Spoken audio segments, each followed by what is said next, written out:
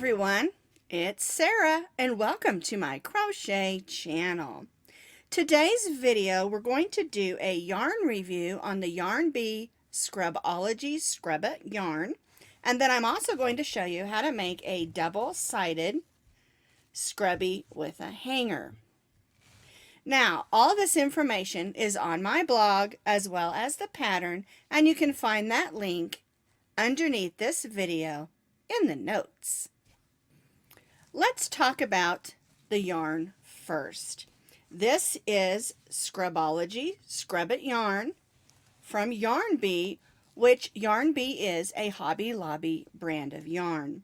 I was in there taking advantage of their 30% off sale on their yarn, and I came across these, and they have them in about 7 or 8 different colors. And of course I was drawn to the bright yellow because that's my favorite color, and blue always goes with yellow. This one is called Lemon, this one is called Blue Thistle. Each of the balls or skeins have 3 ounces, which is 79 yards, and it's also made out of 100% nylon yarn. Nylon is perfect for scrubbies. I make scrubbies all the time, and I usually use a cotton or cotton blend, especially in the kitchen. And what happens in the kitchen is when you wash your dishes, or just rinse them and clean them to put in the dishwasher, the water is absorbed into that cotton, and if you leave it on your sink more than a day or two, you get that mildew smell. Well, with the nylon, you don't get that. This yarn is a chunky number 5, and it recommends that we use a J-hook, which is what we're going to use today. The other thing that is really neat about this yarn is that it has a texture that is similar to when we used to years ago, and some people still do them, cut your tulle into long strips and crochet with it to make scrubbies. The neat thing about this yarn is although it has that scrubby texture, it also has a little bit on the inside to help it hold its shape. And I really, really like that. So I decided to design some super simple scrubbies, and this is a double-sided scrubby. You make a front and a back, and then we stitch them together and add a loop. And this loop is great because once you rinse off those dishes, or you clean that ring around the bathtub or the sink in your bathroom, because these can be used for all those things, you can rinse it out and hang it up on the faucet or on a loop or something nearby to dry out. And because there's no cotton in it, it doesn't absorb any of those moistures that cause the smell. I should have called this the no stink Scrubbit, huh? So what you need to make some Scrubbit scrubbies is, of course, the Scrubbit yarn. This is a chunky number 5 yarn. And if you want to try out the pattern with cotton, which is fine, this will work for cotton, you're going to need to use 2 strands of cotton held together because this is a chunky number 5 yarn. And when you go to Hobby Lobby, go when they have that 30% off. These are only $3.99 a ball or skein, and you can make a bunch. I've already made 4, and I still have a bunch of yarn on my skeins. You can make it in a solid with the front and the back the same colors, or you can make it 2 different colors. Today we're going to do one like this, only in the opposite, where the trim's going to be the yellow and the loop is also going to be in the yellow. We're going to be stitching today with our J hook. It's called a J10, which is a 6.00 millimeter crochet hook. And then you'll need your scissors. Now you'll notice I didn't state that we're going to need a needle today. And that's because when we weave in our ends with this yarn, it's a little bit tricky. And I'm going to show you how to do that with your crochet hook, and then we'll trim it off with the scissors. We're going to make 2 circles like this, 2 rows of double crochet. And I've already got one made, and I'm going to show you how to make another one. They're made exactly the same. We're going to begin with a slip knot. We're going to chain 5. We're going to join this in a circle by putting the tail over our hook and pulling it through that loop and snugging that down. Now, if you prefer to use the magic circle or magic loop as it's been called, that's fine. I just really prefer this technique because I like how it stays put. All right, we're going to put our hook in, pull up a loop, and chain 3.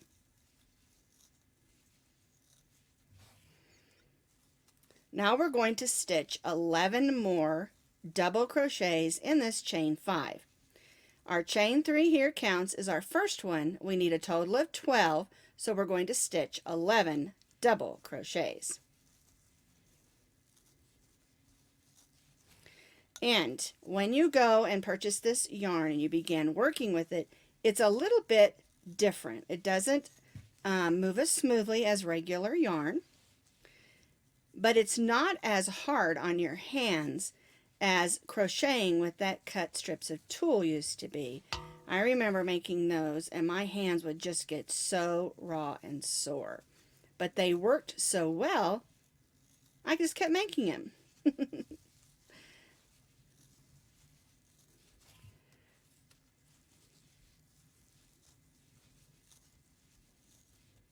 All right, let's see how many I've done. Here's my chain 3. There's 1, 2, 3, 4, 5, 6, 7, 8, 9. And we're going to have to squeeze them in there. 10, 11, and 12. All right, there's 12. Now we're going to join to the top of our chain 3 with a slip stitch and chain 3. Now, before we do row 2, you'll notice there's a hole in the center. So we're going to turn this over and we're going to gently pull that string, and that's going to close that hole. Now you'll notice I'm pulling a little bit harder than gently on that one. Just be careful not to break your string. Now, because this is difficult to weave in, what I'm going to do is I'm going to put my hook through some loops. I'm going to pull that through, pull on it some more, and you need to decide this is your front, this is your back, and what we're going to do is we're going to put our hook through 2 loops. We're going to grab that, we're going to pull it through, and then we're going to do, it's basically a slip stitch, and tie that down. And I usually do that 2 times. I want this to stay put. I want the hole to stay put. So I went through some loops, then I'll go through the next 2,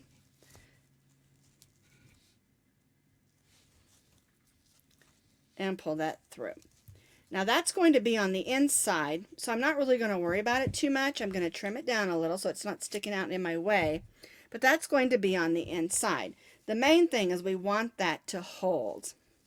If you end up with a tiny hole, it doesn't matter. It's not really going to affect anything, but that's how the first row should look. For row 2, our chain 3 here counts as our first double crochet. We're going to double crochet in the same stitch as our chain 3. Then we're going to stitch 2 double crochets in each of the double crochets around. We did 12 double crochets in row 1, and so row 2 we should have 24 double crochets. Stitching 2 double crochets in each of the 12 double crochets around.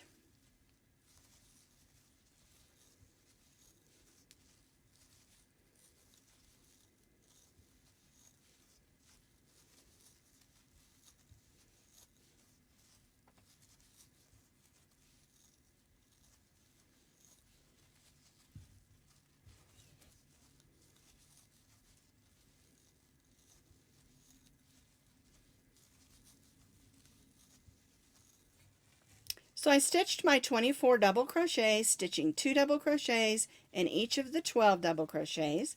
We're going to join to the chain 3 with a slip stitch, and this time we're just going to chain 1. Now, if this was the first circle, we would go ahead and tie off similar to how we did with the circle in the center of this one. Go through a couple of stitches and then tie that off. But since this is our second, we're not going to tie it off. What we're going to do is we're going to place the 2 circles back to back.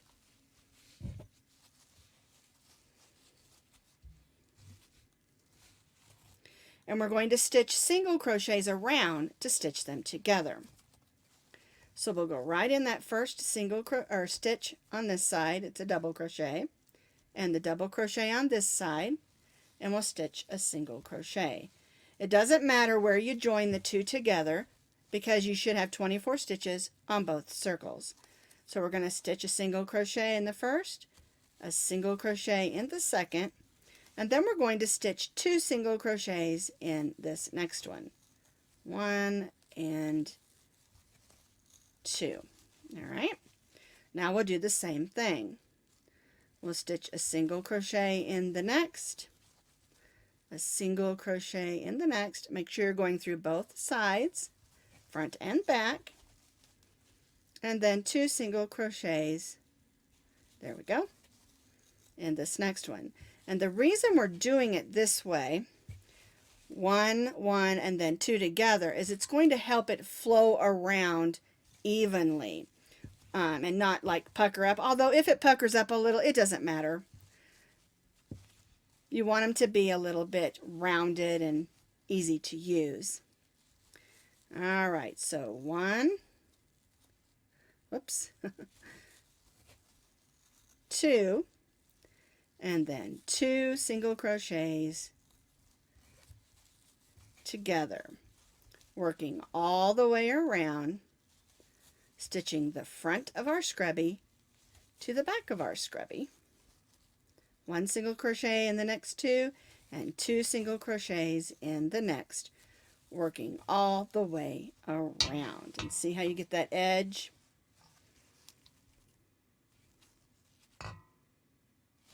All right, so I'm going to keep working around till I get back to where we started.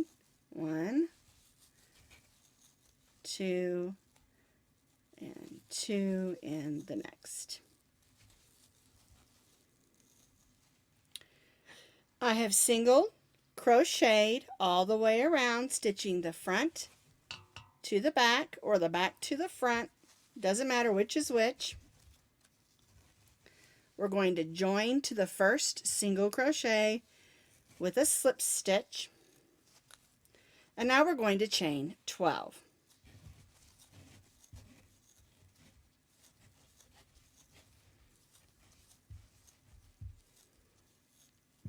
All right, and then we'll come back and we'll join right to that same single crochet with a slip stitch,